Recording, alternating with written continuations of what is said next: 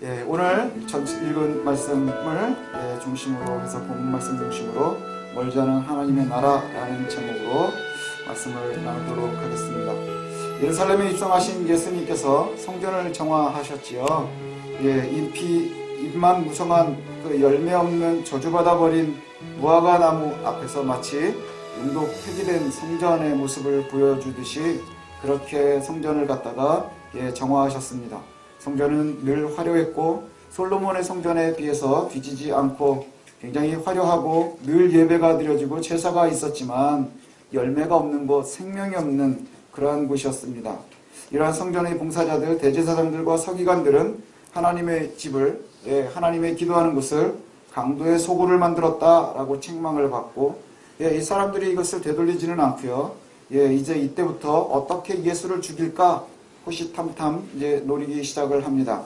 오늘 12장부터 보면 이제 그 사람들이요, 예수를 잡아서 죽일 근거를 잡기 위한, 꼬투리를 잡기 위한 일들을 시작을 합니다. 그래서 이제 그 이야기들이 질문들로 나오게 되는데, 예수님께서 예느 때와 같이 또 이제 말씀을 가르치시기 시작을 하셨습니다. 그래서 오늘 우리가 처음에 읽은 내용을 보면 설교를 시작을 하셨는데 포도원의 비유를 말씀을 하셨습니다. 우리도 잘 알고 있는 거죠.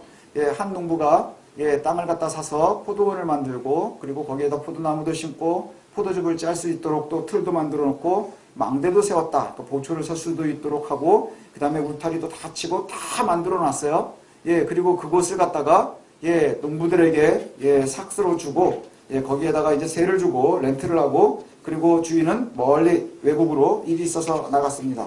그리고 나서는 소출이 있을 때가 되어서 다시 돌아와서 그 소출의 일부를 갖다가 이제 받으려고 하는데 이 농부들이 종들이 오면 주인의 종들을 갖다가 심히 때리고 그 다음에 능욕하고 상처를 주고 죽이기도 했습니다. 보내면 죽이고 보내면 때리고 이러니까 더 이상 보낼 사람이 없는 상황에 이제 농부가 마지막으로 주인이 마지막으로 한 일이 뭐냐 하면 내 아들을 보내면 이 아이는 나와 똑같으니까 함부로 하지 못하겠구나 해서 보냈는데 농부들이 다른 생각을 한 거예요.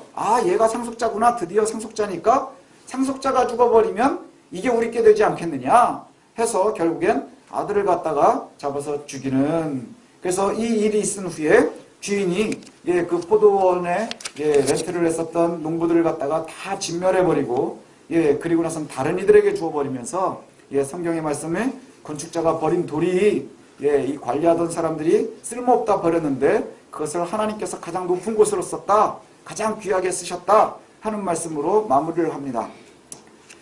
다른 비유의 말씀은 집에 가셔서 아니면 제자들이 따로 있을 때 다 설명을 하시거든요. 근데 이거는 설명이 없어요. 설명이 없고요. 어떤 코멘트가 나오냐 하면 이 비유를 사람들이 듣고요, 다 알았어요.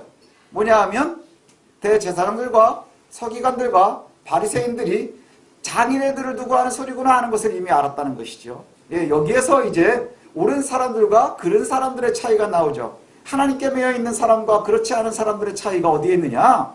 주의 말씀을 듣고 나를 비추어 봤을 때 그것이 나에게 되돌릴 수 있는 기회가 되면 하나님의 사람이지만 그렇지 않으면 분노하는 것이죠. 말씀을 들었어요. 말씀을 듣고 우리가 읽었어요. 그러면 거기에선 감사가 넘치든 회개를 하게 되든 분노를 하게 되든 이 세 가지 중에 하나겠죠. 지금 여기에 있는 사람들은요, 분노하고 있는 거예요. 왜요? 예수님이 옳은 말씀을 하셨는데 거기에 나오는 악당의 모습이 우리들의 모습인 걸 다 아는 것이죠. 그러면 회개하는 것이 아니라 자신들이 하나님의 자리에 들어가려고 하는 것과 다르지 않다는 거예요. 결국엔 사람들이 이 말씀을 듣고는 회개하려 하지 않고 그 말씀을 선포하는 사람들을 갖다가 죽이기로 이렇게 작정을 합니다. 그러면 사는 일이 뭐냐? 그래서 순서대로 각각의 파벌대로 자기네들이 질문을 하기 시작을 해요. 질문을 하기 시작하는데 첫 번째 나선 게 누구냐? 가이사에게 헌금을 할까요 말까요? 세금을 바칠까요 말까요? 하는 질문을 바리새인들이 하게 됩니다. 바리새인들의 질문은 첫 번째로 딱 보면 바로 이것이죠. 앞에서는 뭐 입에 발리게 선생님은 이렇고 저렇고 뭐 외모를 보지 않고 중심을 보고 하나님의 도를 가르칩니다. 하지만 결국에는 가장 중심에는 뭐가 있느냐 하면 어떻게 예수를 올가미에 넘어서 죽일 수 있는 근거를 잡겠느냐 하는 것이고, 그들이 한 질문은 뭐냐? 가이사에게 세금을 바칠까요 말까요? 가이사에게 세금을 바치는 것이 옳습니까? 틀립니까? 이 얘기를 하는 것이죠. 그때 당시에 세금이라고 하는 것이 어떤 의미를 갖는지를 좀 우리가 한번 볼 필요가 있는데요. 당시에 유대인들이 가지고 있었던 세계관은 뭐냐 하면 우리는 하나님 앞에 독립되어 있는 백성들이에요. 우리는 하나님의 백성들이거든요. 그래서 그 누구의 지배도 받지 않는다 이런 생각들을 하고 있었다는 것이죠. 그런데 문제는 뭐냐 하면 실제 생활 속에서는요. 바벨론에 무너진 다음에 느부갓네살 이후로 그 이스라엘 지역은 한 번도 자주국인 적이 없어요. 그렇죠. 모든 주변에 있는 강대국들의 지배를 받고 있었습니다. 바벨론에 포로로 끌려갔다가 오고 아수르에게 있었고 그 다음에 애굽에 여러 곳에서 있어서 사실 이스라엘은 언제나 늘 누구의 속국으로 있었어요. 지금 현재도 역시나 로마의 속국일 뿐인 거예요. 근데 사람들의 마음에는 뭐가 있느냐? 우리는 하나님의 백성이고 독립되어 있는 사람들이다 이렇게 생각을 하고 있었어요. 그래서 세금을 걷는 일에 굉장히 자존심이 상해하고 있었죠. 세금 걷는 세리들은 죄인의 대표였어요. 죄인의 상징이기도 했습니다. 그런데 이 시기에 과연 세금을 내는 것이 옳으냐 틀리냐? 여기에 또 하나는 문제는 뭐냐? 이스라엘 사람들이 세금을 여러 군데 내야 돼요. 헤롯한테도 내고 로마에도 내고 성전세도 내고 다 내야 돼요. 성전에도 내야 되고 헤롯한테도 내야 되고 그 다음에 또 로마에도 내야 되고 이 성전세들이요. 결국에는 세금 자체가 생활에도 어려움이 되는 명목상으로도 문제가 되고 또 하나의 문제가 되는 것은 실제로 삶에서도 어려움이 되고 근데 여기에 한 가지가 더 문제가 되는 게 뭐냐 하면 당시에 세금 문제에서 조금 더 문제가 됐었던 것은 로마의 세금을 내는 걸 사람들이 싫어했었던 이유가 뭐냐? 로마의 동전이 문제가 되는 거예요. 로마에 동전이 이제 있었는데 거기에 보면 티베리우스의 그 추상화가 그려져 있었다 그래요. 그리고는 거기에 뭐라고 쓰여져 있냐면 그 찬양하리로다 티베리우스여 이렇게 돼 있고 뒤에는 그를 대제사장이라고 일컫는 문구가 써 있었대요. 그 대제사장이라는 것은 뭐냐면 로마의 종교에는 로마 황제가 자동적으로 겸직을 하는 거예요. 대제사장의 역할을 하는 거죠. 그 유대인들이 바라볼 땐 이게 문제가 되는 거예요. 왜냐하면 그 어떠한 형상도 만들지 말라 했는데 떡하니 사람을 만들어 놓고 그리고는 대제사장은 하나님이 성전에다 세우는데 황제를 갖다 대제사장이라고 하고 그 다음에 하나님 외에는 존경받을 만한 영광받을 만한 이가 없는데 거기에다가 황제를 숭배한다라고 그렇게 표시를 해놓은 것이 이 이스라엘 사람들은 감당을 할 수가 없는 거예요. 그래서 지난주에 말씀드린 것처럼 성전에 제물을 드리기 위해서 물건을 살려면 환전을 무조건 해야 됐었던 이유가 뭐냐? 밖에서는 로마의 돈이 통용이 되고 있는데 성전 안에서는 쓸 수가 없어요. 그래서 밖에서는 사용하지 않는 유대인의 동전을 바꿔야 되는 거예요. 그러니까 그 환전을 하고 이런 일들이 있었거든요. 그런데 여기에 보면 예수님이 가이사에게 세금을 바칠까요 말까요? 이것이 굉장히 큰 문제가 될 수 있는 것이 뭐냐? 가이사에게 세금을 바쳐라. 그러면 유대인들이 굉장히 반란을 일으킬 거예요. 유대인들이 굉장히 싫어할 것이고 가이사에게 바치지 마라. 그럼 로마에 대한 반역이 되겠죠. 그런데 여기에서 문제가 되는 것이 뭐냐? 예수님께서 가만히 그 얘기를 보면서 성경에 뭐라고 되어 있냐면 이들이 외식하는구나. 나를 갖다가 괴롭히려고 하는 질문이구나 하는 것을 아시고는 뭐라고 하느냐면 데나리온 하나를 가져와 봐라 이렇게 얘기를 해요. 성전에선 데나리온을 쓰지 않거든요. 왜냐? 로마 황제의 얼굴이 그려져 있는 동전을 가지고 온 거예요. 그리고 와서는 딱 보면서 여기에 그려져 있는 것이 누구냐? 라고 물어요. 그랬더니 가이사입니다. 그럼 가이사의 것은 가이사에게 하나님의 것은 하나님께 드리라 이렇게 말씀하시는 거예요. 이게 무슨 의미를 갖느냐 하는 것이죠. 가이사의 것은 가이사에게 하나님의 것은 하나님에게 그래서 헌금은 헌금대로 따로 하고 니네들 세상의 세금은 세금대로 내라 이렇게 이해하기가 쉬운데 이것이 아니고요. 가이사의 것은 가이사에게 줘라. 이것은 좀 표현이 그런데 가끔가다 이렇게 보면 별 볼 일 없는 거 있으면 이거 개나 줘버려. 그런 얘기 들어보셨어요? 예전에 그런 얘기를 한대요. 그 충청도에 가면은 이렇게 자꾸 이렇게 딜을 하잖아요. 이거 좀 깎아주세요, 깎아주세요. 그러면 냅둬요, 개나 먹이게 이런데요. 그러니까 쓸모없는 거 버리다시피 가이사의 것이라는 것이 뭐냐? 야, 우상 숭배하는 거 아니냐? 그 다음에 이게 더러운 게 아니냐? 그 다음에 죄악 가운데 가득한 거 아니냐? 이거 가이사나 줘버려. 그리고 온전히 선한 것을 가지고 하나님을 섬기는 거야. 너희들이 이쪽에다가 신경을 쓰지 말라는 것이지요. 죄악된 것, 잘못된 것 이것은 개나 줘버려. 가이사나 줘버려. 이거예요. 그리고 오직 하나님의 것을 가지고 하나님 앞으로 나와라. 이렇게 말씀하는 것이죠. 너희들이 세상에 있는 것에 매이지 말고 더럽고 타락한 세상의 것들을 갖다가 그것을 갖다가 지향하지 말고 오직 하나님의 것, 거룩하고 선한 것, 그거 너희들이 추구해야 하는 것이야. 이 말씀을 하시는 거예요. 그러니까 질문의 의도와 그 다음에 답변이 아주 달라지는 것이죠. 예, 질문의 의도는 뭐였어요? 예수님을 어떻게든지 바쳐라 마라 이 말로 가고 싶어 하는데 예수님께서는 뭘 말씀하시느냐? 야, 세상에 더러운 것은 더러운 데다 줘버리는 거야. 너희들 세상이 더럽다고 생각하면서 왜 자꾸 거기에 고민을 하니? 거기랑 신경 쓰지 말어. 개나 줘버려. 개들 같은 것은 개나 줘버려. 가이사 것은 가이사에게 줘버리고 우리는 오직 하나님의 것을 삼는 거야. 하나님의 것으로 하나님을 섬겨라. 이렇게 말씀하시는 거예요. 주의 이름으로 가이사의 것에 눈독 들이지 말라는 거예요. 주의 이름으로 가이사의 것에 눈독 들이는 사람들이 많거든요. 그렇지 않나요? 예, 예수의 이름으로 그 다음에 자기 속 채우고 싶어하는 사람들 많아요. 그런 사람들이 교회에서 싸움 일으키는 거거든요. 예, 그런 사람들이 잘못되는 경우들이 많거든요. 우리가 하나님을 바라보고요. 하나님께 드리는 삶을 우리가 살아야 될 줄로 믿습니다. 예, 이것은 단순하게 그냥 헌금의 문제가 아니고요. 그 다음에 세금의 문제가 아니고요. 우리의 삶의 문제인 거예요. 우리의 삶이 가이사의 것 구분해야 돼요. 우리가 옳지 못한 것과 구별되는 것, 이게 거룩이잖아요. 구별이 거룩이거든요. 가이사의 것과 하나님의 것을 구분할 줄 아는 것, 그리고 가이사의 것은 하나님의 사람들에게는 의미가 없는 거예요. 다 버려버려야 돼요.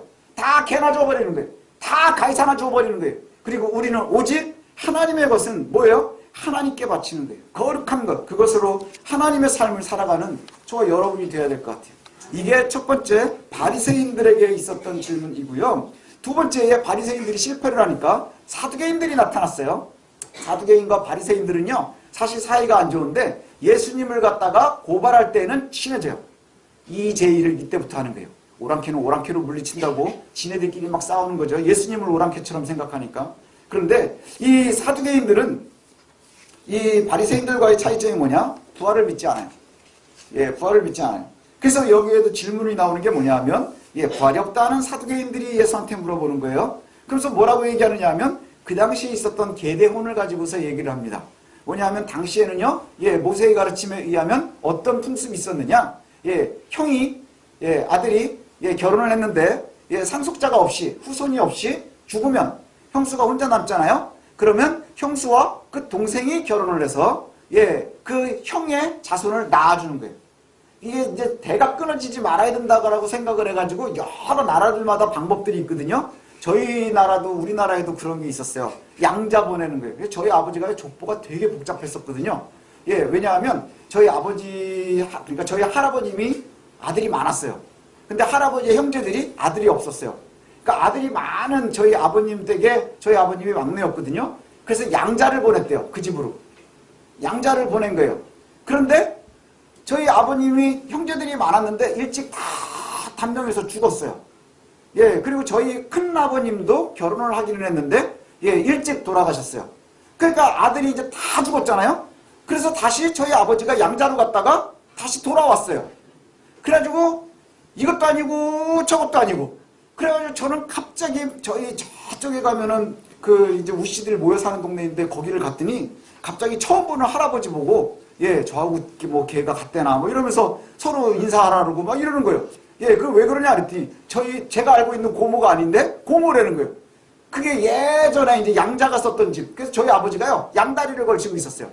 예, 양다리를 걸치고 있었거든요. 그럼 이제 이런 거랑 비슷한 거예요. 야, 나중에 우리 아버지가 다시 살아나시면, 예, 이 집 아들이에요, 이 집 아들이에요. 의미가 없는 거예요. 그런 이제 문제를 하는 거예요. 여기도 보니까 그 질문이 나오는 거예요.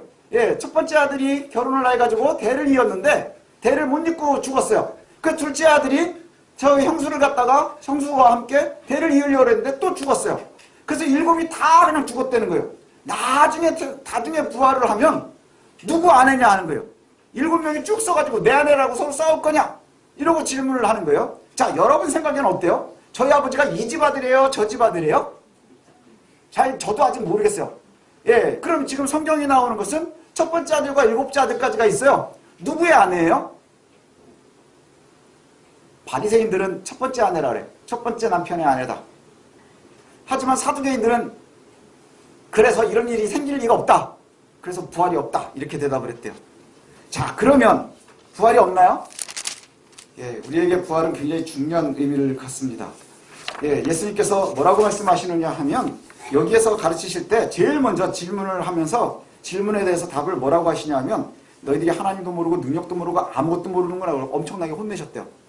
니네들이 부활을 모르는구나 이렇게 말씀하십니다. 사실은 우리들도 잘 모르고 있는지도 모르겠어요. 왜냐하면 예수님께서 하시는 말씀은 그거예요. 부활하고 나면 거기에는 장가도 가지 않고 시집도 가지 않는 거예요. 장가하고 시집 간다는 건 뭐죠? 우리가 가지고 있는 결혼의 문화를 얘기하는 거예요. 그렇죠? 예, 우리가 지금 이 육신을 살고 있는 지금 이 상태를 갖다가 이야기하고 있는 거예요. 사람들이 부활을 오해한다고 하는 게 뭐냐면 성경에만 부활에 대한 소망이 있는 게 아니에요. 부활에 대한 소망은요, 권력이 있는 모든 사람들이 다 가지고 있었습니다. 그래서 우리나라도 옛날에 왕이 죽으면 거기에 후궁도 들어가고 뭣도 넣고 막 그랬죠? 왜 그래요? 다시 살아나면 그들하고 거기서 살으라고. 저는 그때 큰 고민이 뭐였냐면 거기 되게 좁을 텐데 불도 없고 거기서 다시 태어났는데 거기서 좁은 데서 막 비집고 있으면 얼마나 힘들까 이런 생각을 했었거든요. 진시황의 왕 무덤이 어디 있는지 모르다가 발굴이 됐는데 거기에 어마어마한 토병들이 있었다 그러죠. 왜 진시황이 거기 가서 죽어야 됐나요? 왜 그렇게 했을까요? 부활해도 자기가 병사들을 이끌고 싶은 거예요. 황제로 다시 태어나야 되니까. 이런 일은 중국에만 있었던 게 아니라 저기 이집트에도 있었죠. 피라미드를 만들고 사람들 갖다가 박제를 해가지고 썩지 않게 만들어 놓는 이유가 뭐예요? 다시 살아날 때 이 육신이 있어야 된다고 생각을 하는 거예요. 죽은 그대로 다시 살아나니까 살아나면 그때에 왕은 죽으면 왕으로 다시 살아나고 노예는 죽으면 노예로 다시 살아나고 못난 놈은 죽으면 못난 대로 다시 살아나는 거예요. 그거 다시 살 필요가 없죠. 그죠? 옛날에 어떤 노래도 있었잖아요. 못난 놈은 못난 대로 살고 잘난 놈은 잘난 대로 사는 거예요. 예, 또 태어나도 그렇게 산다? 그게 아니라는 것이에요. 부활은 죽은 그 상태로 그대로 다시 살아나는 것이 아니라 거기에는 천사와 같이 돼 있다라고 얘기를 하는데 이 의미는 뭐냐면 우리가 하나님의 나라에 적합한 이가 되는 거예요. 하나님 나라를 갖다가 그대로 받을 수 있는 가장 완벽한 존재로 되는 것. 쉽게 요즘의 말로 하면 지금 내가 죽었다가 다시 살아날 때 이 모습 그대로 나오는 게 아니라 하나님께서 우리를 가장 완벽한 모습으로 업그레이드 시켜놓고 완성품에 가깝게 나온다는 얘기예요. 이 얘기를요, 바울도 하거든요. 고린도전서 15장에 그 얘기가 나와요. 고린도서에 보면 가장 큰 문제가 뭐냐 하면 이방인들이 부활이 없다 얘기하는 거예요. 그리고 영지주의는 육신은 더러운 거기 때문에 영혼만 중요한 거예요. 그러니까 죽었다가 육신이 다시 사는 게 의미가 없다 이렇게 생각을 해요. 그런데 너희들이 부활을 모르는구나. 부활은 반드시 있는 거예요. 그 부활의 첫 열매가 예수님이잖아요. 그렇죠? 예수님의 부활을 한번 상상해 보세요. 예수님의 모습, 그 모습을 우리가 뒤따라가는 것이거든요. 고린도서 15장에 보면 이렇게 표현을 합니다. 바울은 부활을 뭐로 표현하냐면 뿌려진 씨에다가 비유를 해요. 뿌려진 씨가 하나가 딱 뿌려졌어요. 땅에서 어떻게 되죠? 썩어요. 썩는데 뭐가 올라오죠? 싹이 올라오고 열매가 올라온단 말이에요. 이게 부활이라는 거예요. 우리가 심는 건 뭐냐? 씨를 심는 거예요. 우리가 심을 때에 나무를 심고 열매를 심지 않거든요. 씨를 심어요. 그러면 하나님께서 거기에 맞게 나무가 열매가 맺히게 하는 거예요. 이것이 바로 부활의 모습이라고 하는 거예요. 그래서 우리는 단지 씨를 뿌리지만 다 자란 밀이나 곡식을 갖다가 하나님께서 거두게 하시는 것, 이게 부활의 모습이라는 거예요. 씨는 죽고 밀을 얻는 것, 곡식을 얻는 것. 그래서 이렇게 말씀하시거든요. 우리의 육체가 하늘에만 속한 게 아니라 땅에도 속해 있는 거예요. 근데 하늘에 속한 영광과 땅에 속한 영광이 조금 달라요. 그래서 뭐라고 표현을 하느냐? 부활을 이렇게 표현하거든요.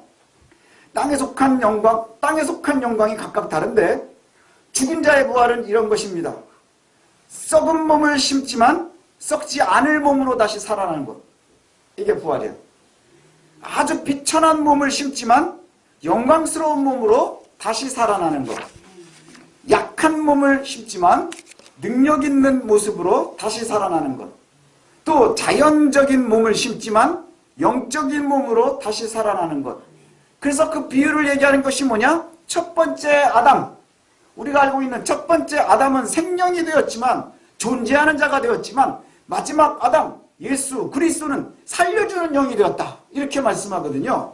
땅에 속한 사람들은 땅에 속한 첫 번째 아담과 같이 우리가 사는 거예요.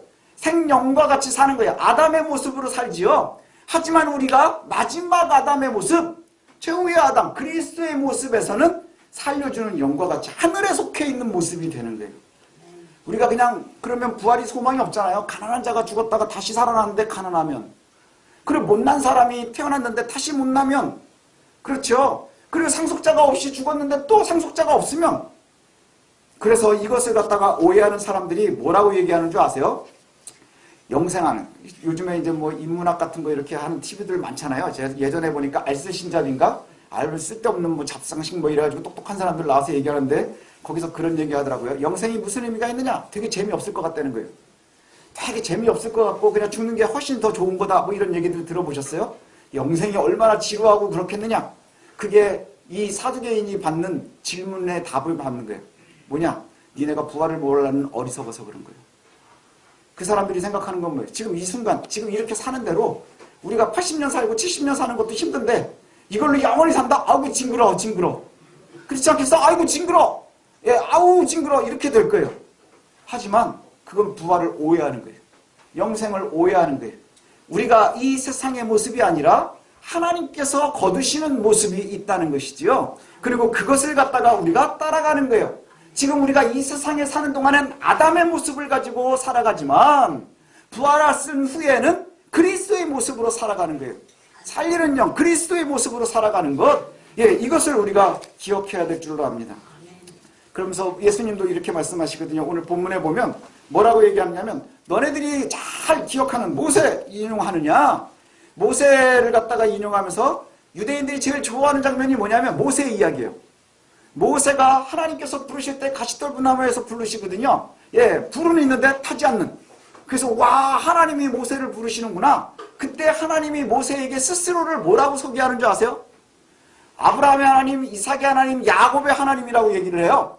근데 모세보다 훨씬 이전 사람들이에요.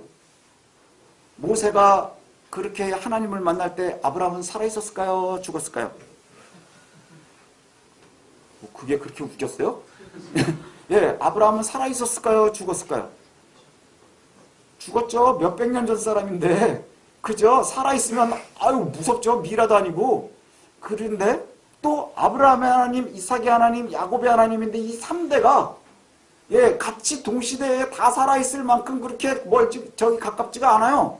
3대가 다 있는데 문제는 뭐냐? 하나님께서 자신을 소개하시면서 아브라함의 하나님, 이삭의 하나님, 야곱의 하나님이라고 소개를 하는데 마치 살아있는 아브라함의 하나님이라, 지금 살아있는 이삭의 하나님이라, 지금 살아있는 야곱의 하나님이다, 이렇게 소개를 하는 거예요. 이게 무슨 말일까요? 그리고는 뭐라고 여기 얘기하시느냐? 하나님은 죽은 자의 하나님이 아니라 산 자의 하나님인 거예요. 지금 육신으로는 죽어서 이 땅에 없는 아브라함, 이삭, 야곱, 그 야곱과 아브라함과 이삭이 지금 살아있는 거예요. 왜요? 하나님의 백성이니까. 그래서 살아있는 자의 하나님, 그걸 부활이라고 얘기하는 거예요. 오늘 이 고백을 들으면서 예, 우리들이 좀 잘 기억했으면 좋겠어요. 부활은 우리에게 굉장히 중요한 소망입니다. 부활을 오해하지 마십시오. 부활은 지금 이렇게 죽었다가 꼴까닥 죽었다가 갑자기 그 상태로 짠 하고 쓰는 거 아니에요. 그거는 세상에 이런 일에 나오는 거예요. 예, 그건 성경에 나오는 얘기 아니라 세상에 이런 일에 나오는 거예요. 부활은 예, 우리가 지금 가지고 있는 이 세상의 아담의 모습이 아니라 부활한 그리스도의 모습으로 다시 쓰는 거예요. 예, 이 땅에 속해 있는 육신이 아니라 하늘에 속해 있는 모습으로 쓰는 거예요.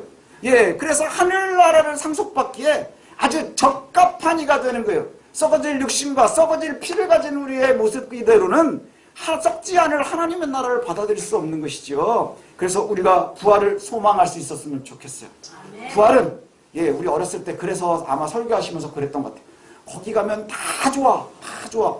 그런데 참 어리석은 저기 설명 중에 하나가 뭐였냐면 너무 좋은 걸 설명하려고 하는데 이 땅에 좋은 걸로만 하려고 그러니까 뭐 바닥에 금이 돼 있다, 뭘로 돼 있다, 그 조심하셔야 돼요. 넘어지면 머리 다치고 미끄럽고 힘들어요. 우리가 생각하는 그런 곳 성전 아닙니다. 하나님의 나라가 아니에요. 우리의 부활은 하늘에 소망을 두는 거예요. 하나님의 나라를 가장 가까이 둘 수 있는 그러한 모습을 기억하셨으면 좋겠습니다. 예수님의 부활이 우리에게 주는 의미는 그 부활이 우리의 것이기 때문인 거예요.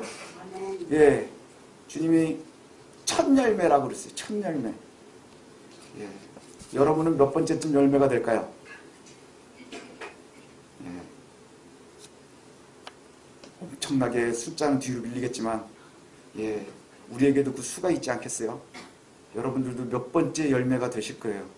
첫 번째 열매는 그리스도고 예, 두 번째는 반드시 아닐 거예요. 하지만 우리도 그 숫자 안에 들어가지 않겠어요? 첫 번째 열매가 있었으니 우리도 그 몇 번째 열매가 될 줄로 믿습니다.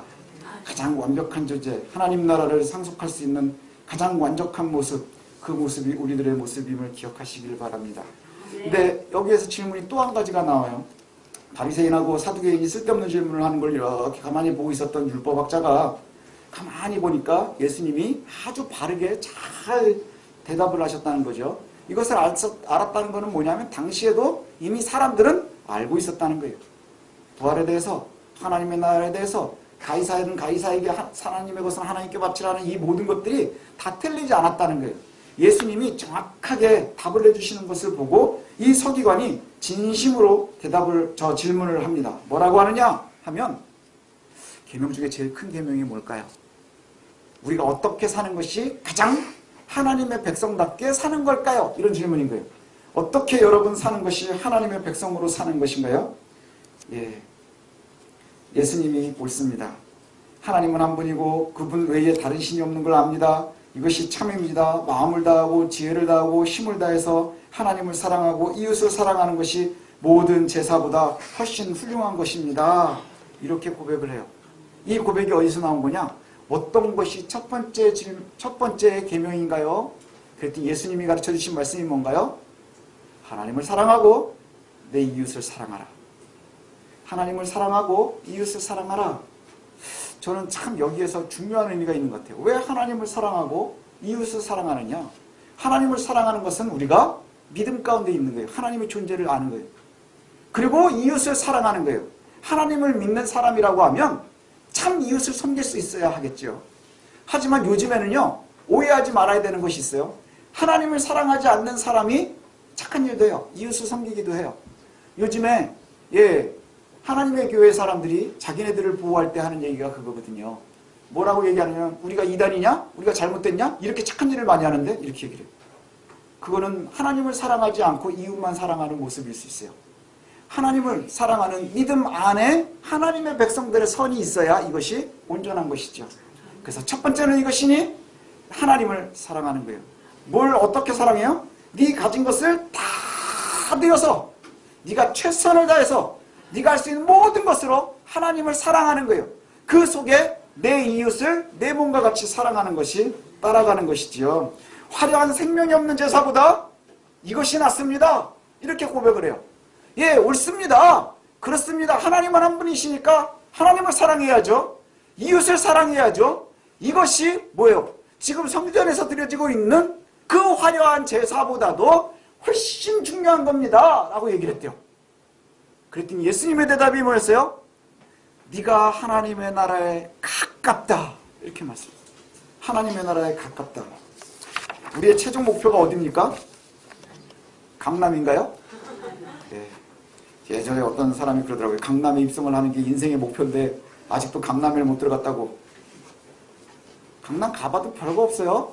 예, 제 후배 목사님 한 분이 대방동에 있는데 거기도 강남이라고 그렇게 자랑을 하더라고요. 예, 그래서 거기도 강남이냐? 그랬더니 그럼 강북입니까? 가만히 생각하니까 한강 남쪽에 있으니까 강남이죠. 예, 그러면 천안도 강남이에요. 저희 고향 천안도 강남이고 부산도 강남이고 그렇습니다. 우리가 쓸데없는 것, 썩어질 것 구하는 어리석음에 있지 않았으면 좋겠어요. 하나님을 사랑하십시오. 믿음 안에서 이웃을 사랑하십시오.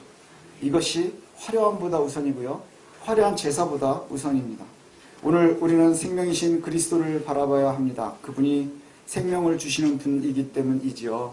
또 부활의 첫 열매가 되셔서 우리가 부활의 소망을 가질 수 있도록 보여주신 분이세요. 그리고 우리가 성찬에 참여하듯이 그분의 몸과 살에 우리가 함께 참여함으로 부활하신 그리스도를 우리가 기억하고 소망하는 것입니다. 이제 이 부활의 소망을 가진 우리의 삶이요, 가이사를 사랑하지 않았으면 좋겠어요. 사람들이 늘 하나님의 사람이라고 말은 하는데 가이사를 추구하는 사람들이 너무 많은 거예요. 예, 가이사만 바라보면서 사는 사람들이 너무 많은 거예요. 그래서 요즘은 실수를 하면은 하나님 내가 가이사처럼 살게 해주세요 이렇게 기도하는 사람들이 많아요. 나는 잘 모르는데 가만히 있고 있으면 그거 하는 거예요. 하나님 내가 가이사의 세상에서도 좀 잘 살았으면 좋겠습니다. 아니요. 하나님은 그런 걸 원하지 않으세요. 주님 뭐라 그러셨어요? 가이사에서 온 가이사에게 걔들 건 걔나 줘버려. 기억나세요? 자 다시 한번 따라해 볼까요? 한번. 예, 걔들 거는 걔나 줘버려. 그게 그렇게 웃겨요? 한번 해봐요. 걔들 거는 걔나 줘버려. 우리는 하나님 것만 살펴주시면 되겠습니다. 하나님의 것을 가지고 살아가는, 또 부활의 소망을 가지고 살아가는 저와 여러분들 되시기를 소원합니다. 한 분뿐인 하나님을 믿고 철저하게 하나님을 사랑하고 이웃을 사랑하는 삶, 그 삶을 살면서 이 세상에서 하나님의 은혜를 누리는 저와 여러분들 되시기를 소원합니다. 기도하겠습니다.